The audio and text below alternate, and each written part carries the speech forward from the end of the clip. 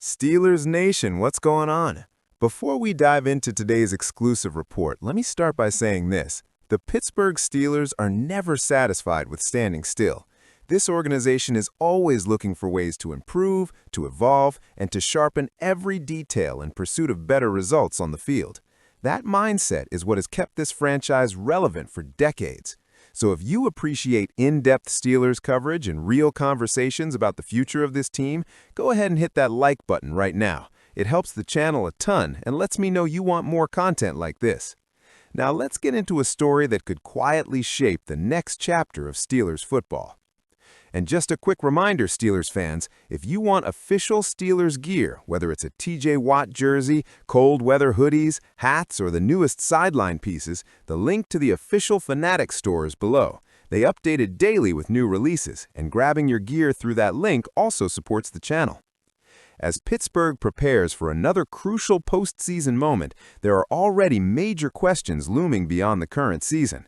Coaching decisions, salary cap choices, roster priorities, and believe it or not, one of the biggest opportunities the Steelers may have this offseason doesn't involve a blockbuster trade or a first-round draft pick. It involves timing, vision, and a willingness to make a bold but calculated coaching move. Let's start with the coaching side of this equation. The Steelers might actually benefit if Arthur Smith leaves Pittsburgh. That sounds strange at first, but hear me out. Smith has had his moments as offensive coordinator. There have been flashes of structure, balance, and physicality, but there have also been long stretches where the offense has felt limited, predictable, and frustrating, especially considering the talent on hand. When players like DK Metcalf, Pat Freiermuth, Calvin Austin, and Jonnu Smith aren't consistently producing at the level expected, it forces the organization to ask hard questions. Now, Smith is reportedly a legitimate candidate for the Tennessee Titans head coaching job. If that opportunity comes and he takes it, the Steelers may suddenly find themselves with a rare opening at offensive coordinator at exactly the right time. And that's where things get interesting. Mike McDaniel is officially available. After a disappointing season, the Miami Dolphins chose to move on from McDaniel, making him one of the most intriguing offensive minds on the market. Yes, he may get another head coaching interview or two, but McDaniel could be selective. The Cleveland Browns have been mentioned, but that franchise remains unstable, directionless, and unpredictable. That may not be the environment McDaniel wants for his next chapter. Instead, a reset as an offensive coordinator could make all the sense in the world, and few places offer a better reset than Pittsburgh. Think about the fit. McDaniel is young, creative, and comes from the highly respected Shanahan coaching tree. His offenses have been explosive, adaptable, and quarterback-friendly. Under his guidance, players like Tyreek Hill, Jalen Waddle, and Devon Achane reached new levels in their careers. Even Jonnu Smith, now a Steeler, had his only Pro Bowl season with McDaniel calling the plays. If the Steelers are serious about modernizing their offense and preparing to develop a young quarterback over the next 1 to 2 seasons, McDaniel might be the best possible option they could find. He brings innovation without chaos, creativity without abandoning physical football, and perhaps most importantly, he would be working under Mike Tomlin, a head coach known for loyalty, stability, and patience. That matters.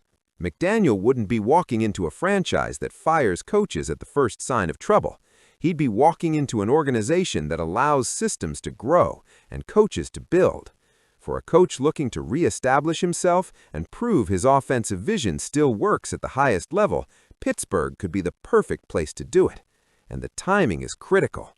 The Steelers shouldn't wait too long after their season ends. If McDaniel starts drawing interest elsewhere, that window could close quickly. Sometimes the best moves aren't the loudest ones. They're the ones made decisively before everyone else catches on. Now let's shift to the other major storyline quietly developing behind the scenes, the roster, and more specifically, Patrick Queen. Once the 2025 season ends, whenever that may be, the Steelers are going to face tough financial decisions. According to Over the Cap, Pittsburgh is projected to have just over $39 million in cap space for 2026. That's workable, but not flexible enough to avoid difficult cuts. Patrick Queen's name has emerged as one to watch.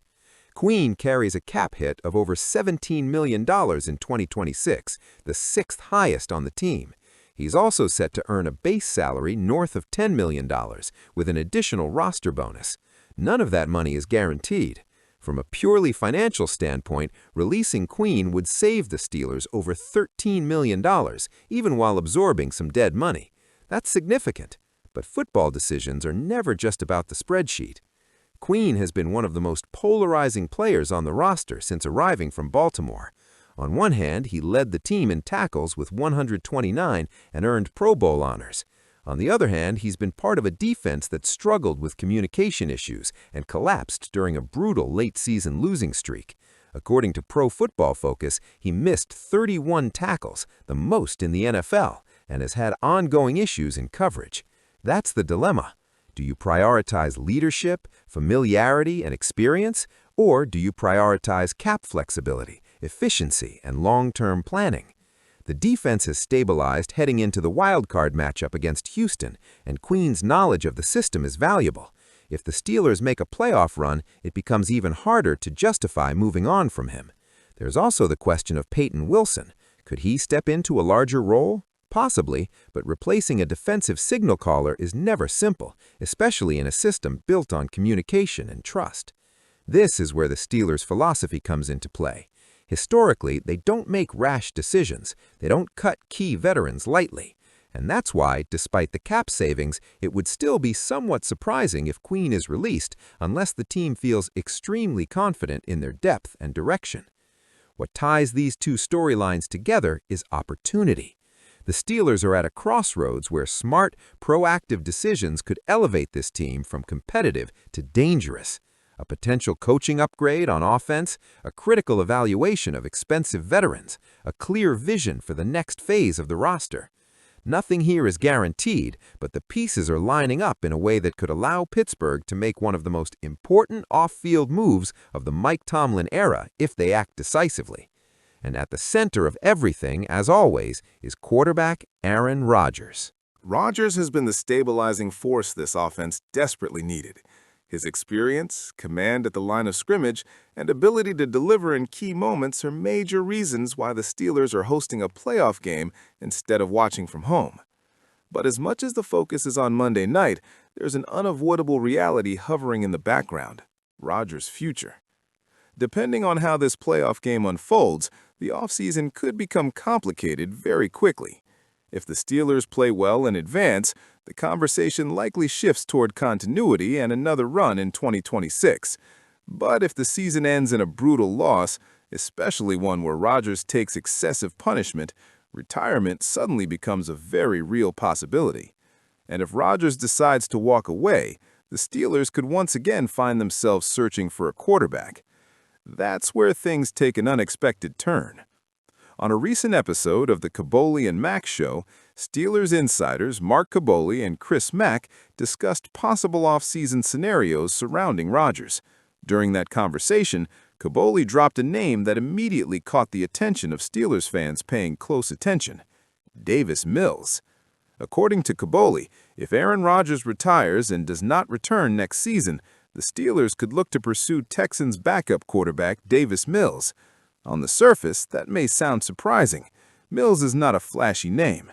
He's not a former MVP or a first-round superstar. But sometimes the best solutions aren't the loudest ones. Mills went 3-0 as a starter in relief of Texans quarterback C.J. Stroud. In those appearances, he showed poise, decision-making, and an ability to manage games effectively. He didn't try to do too much, and he proved he could step in and keep a team competitive. For a Steelers organization that values efficiency, toughness, and limiting mistakes, that matters. There was also an interesting implication in Kaboly's comments regarding Houston's quarterback room. The suggestion that Mike Tomlin may not fully believe C.J. Stroud is that guy raised some eyebrows. Whether that's true or not, it does highlight the Steelers' long-standing philosophy at quarterback. They want reliability, they want leadership, and they want someone who can operate the offense within structure. If Rodgers were to retire, the Steelers would almost certainly explore every possible option: draft picks, veteran free agents, trade targets, and now, potentially, Davis Mills. Mills would instantly benefit from being surrounded by offensive talent in Pittsburgh. With weapons at wide receiver, a capable tight end group, and a run game that can be leaned on, Mills wouldn't be asked to carry the team on his back. That's an important detail. The Steelers don't need a quarterback to throw for 5,000 yards. They need someone who can execute, protect the football, and make timely throws in critical moments. Mills has shown flashes of that ability, and under Mike Tomlin's leadership, it's not hard to imagine him being molded into a steady option. That said, all of this remains hypothetical for now. The Steelers are locked in on the present, not the future. Every ounce of preparation is focused on beating the Texans in the playoffs, and ironically, the Texans themselves could end up playing a role in determining Pittsburgh's quarterback future. How so? Because this game may heavily influence Aaron Rodgers' decision. If the Steelers can protect Rodgers and give him a clean pocket against one of the most dangerous pass-rushing units in the league, Pittsburgh has a real chance to win. The Texans feature elite defensive talent, and they will test the Steelers' offensive line from the opening snap. Keeping Rodgers upright isn't just about winning this game. It could also impact whether he feels confident returning for another season. This is where the offensive line becomes the unsung hero of the entire situation. If Rodgers is constantly under pressure, taking hits and forced to scramble for survival, the thought of retirement becomes much more appealing for a quarterback at this stage of his career. But if the Steelers can establish the run, slow down the pass rush, and give Rodgers time to operate, the offense can thrive. And if the offense thrives, the idea of Rodgers walking away becomes far less likely. The Steelers must prioritize balance. Getting the running backs involved early and often will be critical. Play action, quick throws, and smart protection schemes will all play a role in determining not only the outcome of Monday night's game, but potentially the direction of the franchise at quarterback moving forward. That's why this moment feels so pivotal. A win could extend the Rodgers era and push all quarterback discussions to the back burner for another year. A loss, especially a lopsided or physically punishing one, could open the door to serious offseason change. And if that door opens, Davis Mills may not be the last unexpected name linked to Pittsburgh. Steelers Nation, now I want to hear from you. If Arthur Smith leaves, should the Steelers aggressively pursue Mike McDaniel as offensive coordinator? And when it comes to Patrick Queen, do you keep him for leadership and continuity, or move on to free up cap space and reshape the defense? Drop your thoughts in the comments. I want to know where you stand on both of these major decisions. All right, Steelers Nation, that's today's update. And if you want to rep the black and gold with official gear, hit the link in the description and check out the new releases. And if you enjoyed this deep dive into the future of the Pittsburgh Steelers, don't forget to hit that like button and subscribe to the channel. It helps the channel grow, and it keeps you locked in for everything Steelers related all year long.